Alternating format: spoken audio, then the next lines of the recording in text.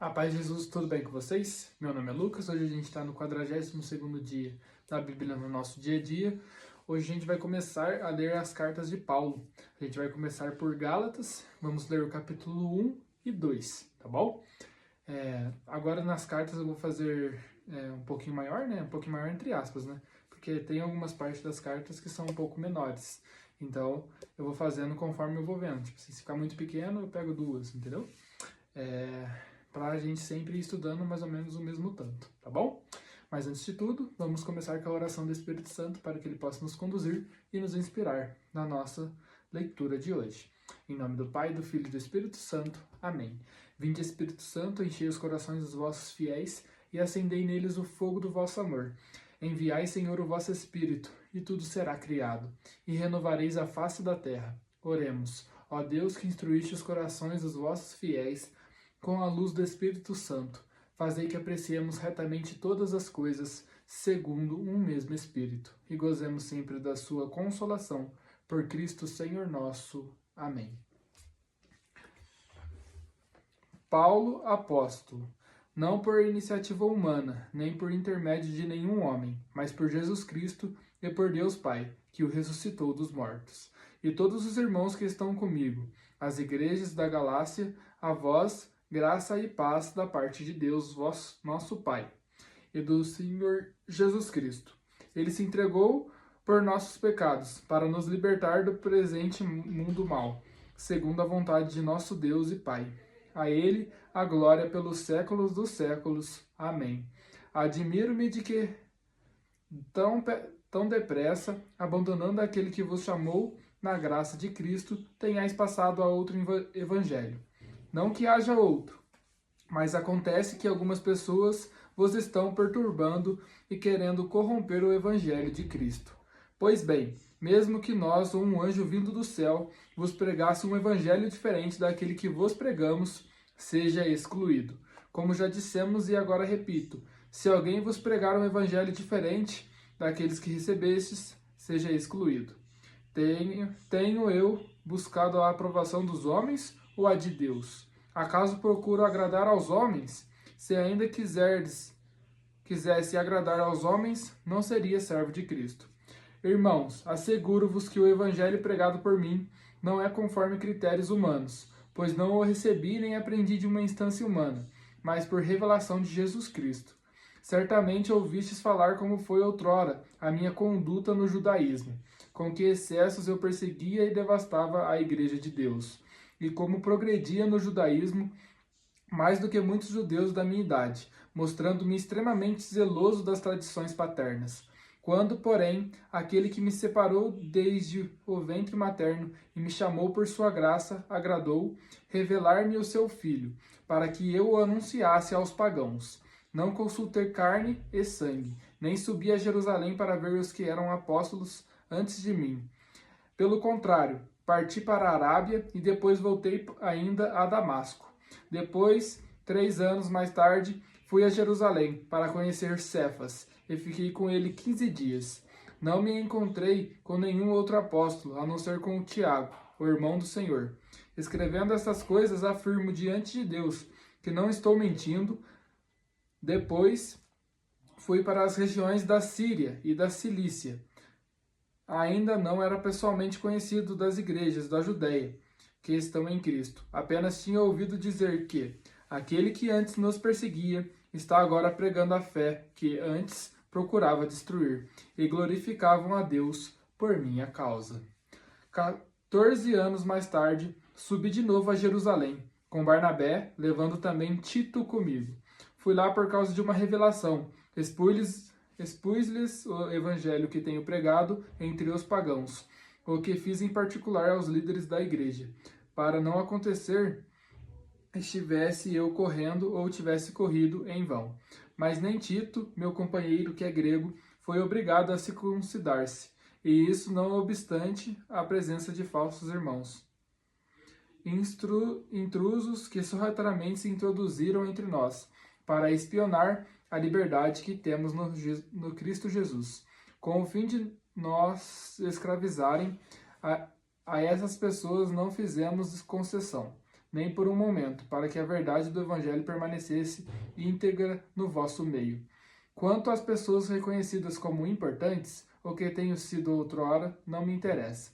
Deus não faz acepção de pessoas. Elas não me impuseram nada de novo. Pelo contrário, viram a evangelização dos pagãos, fora confiada a mim, como a Pedro tinha sido confiada a dos judeus. De fato, o mesmo que tinha preparado Pedro para o apostolado entre os judeus, preparou também a mim para o apostolado entre os pagãos. Reconhecendo a graça que foi me dada, Tiago, Cefas e João, considerados as colunas da igreja, deram-nos as mãos, a mim e a Barnabé, como sinal de nossa comunhão recíproca.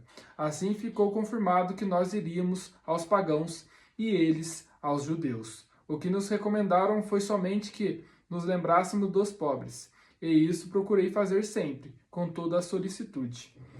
Mas quando Cefas chegou a Antioquia, opus-me a ele abertamente, pois merecia censura. Com efeito, antes que chegassem alguns de junto de Tiago, ele tomava refeição com os não-judeus. Mas, depois que eles chegaram, Cefas começou a esquivar-se e a afastar-se, por medo dos da circuncisão. E os demais judeus acompanharam-no nessa dissimulação, a ponto de até Barnabé se deixar arrastar pela hipocrisia deles. Quando vi que não estavam procedendo direito, de acordo com a verdade do Evangelho, disse a Cefas, diante de todos: Se tu, que és judeu, vives como gentil e não como judeu, como podes obrigar os gentios a viverem como judeus? Nós somos judeus de nascimento, e não pecadores vindo do paganismo. Sabendo, porém, que não se é justificado por observar a lei de Moisés, mas por crer em Jesus Cristo, nós também abraçamos a fé em Jesus Cristo. Assim fomos justificados pela fé em Cristo, e não pela prática da lei, porque pela prática da lei ninguém será justificado. Se, porém, buscando a nossa justificação em Cristo, ainda nos descobríssemos pecadores, não estaria em Cristo, a serviço do pecado? Isso é impossível.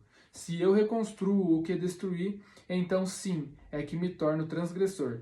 Aliás, foi em virtude da lei que eu morri para a lei, a fim de viver para a Deus. Com Cristo eu fui pregado na cruz. Eu vivo, mas não eu.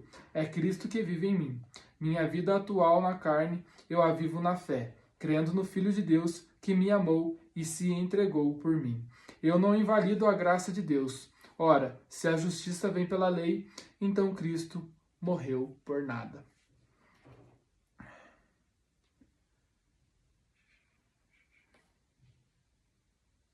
Palavras do Senhor. Graças a Deus. Não se esqueçam de dar um beijo na Bíblia de vocês em sinal de respeito, tá? Pessoal, na leitura de hoje, eu não consegui encontrar nenhuma promessa nem princípio eterno. Mas caso você tenha conseguido identificar algum, fala aí pra mim pra gente ir estudando junto, tá? Porque dessa vez eu não consegui encontrar. Talvez você tenha feito uma leitura um pouco diferente da minha e tenha conseguido encontrar, tá? O que eu consegui encontrar foi uma ordem. Pois bem, mesmo que nós ou um anjo vindo do céu vos pregasse um evangelho diferente daquele que vos pregamos, seja excluído. Então, o que ele quer dizer com isso? Que mesmo se aparecer um anjo diante de você, mas te falar algo diferente do que fala a Bíblia, do que fala as palavras de Deus, então você deve excluí-lo, você não deve segui-lo. Porque isso com certeza, porque o lado mal, eles também são anjos caídos, né? Mas eles podem se mostrar como se fossem anjos e pregarem um evangelho totalmente diferente, um evangelho ruim, né? Então, nós devemos ter muito cuidado com aquilo que nós vemos e aquilo que nós recebemos para nós, né? Então, nós devemos ter muito cuidado e sempre crer na Bíblia, crer no que está falando no Evangelho, tá? Assim como Paulo sempre nos pede, né? Sempre pedindo para que nós olhemos para aquilo que Jesus Cristo fez, porque Jesus Cristo fez uma grande mudança na vida dele, né? Ele que antes perseguia os judeus, ia matar os judeus, com o testemunho de fé dele. Depois que ele se converteu, indo para várias regiões, muitas pessoas começaram a seguir Cristo apenas por ver que Paulo havia se convertido. Aquele que nos perseguia passou a pregar a nossa fé. Então, quando as pessoas viram isso, começaram a se converter. Então, você vê que o testemunho é muito importante. Então, quando você começa a ter uma vivência de fé, começa a pregar a palavra de Deus, você vai ver que você vai começar a influenciar pessoas. Isso são os frutos daquela fé sua. Então, uma fé, ela gera frutos, principalmente quando você coloca ela em prática. Então, se você coloca a leitura diária da Bíblia no seu dia a dia, em prática, se você segue as palavras de Deus, se você vê o que Deus está querendo te dizer, e se você faz as vontades de Deus, as pessoas ao seu redor também são influenciadas por você. Então, seja você a mudança da sua família, seja você a mudança do seu ambiente, tá? Nós não devemos nos envergonhar da palavra de Deus, pois se nos envergonhamos dele, ele também se envergonhará de nós. Se nós queremos piedade, se nós queremos perdão, devemos primeiro perdoar o próximo, para também sermos perdoados. Vemos que tudo é uma reciprocidade. O que nós fazemos por ele, ele também faz por nós. Então, devemos pregar a palavra sem medo de espalhar o evangelho e sem vergonha, porque se nós temos vergonha, ele também se envergonhará de nós, né? Então, que nós possamos ter liberdade em Jesus Cristo, que nós possamos falar sobre ele com forma amorosa, que nós possamos falar livremente. Tá bom? Pessoal, muito obrigado por terem assistido esse vídeo, tá? Façam um comentário, deixem um like.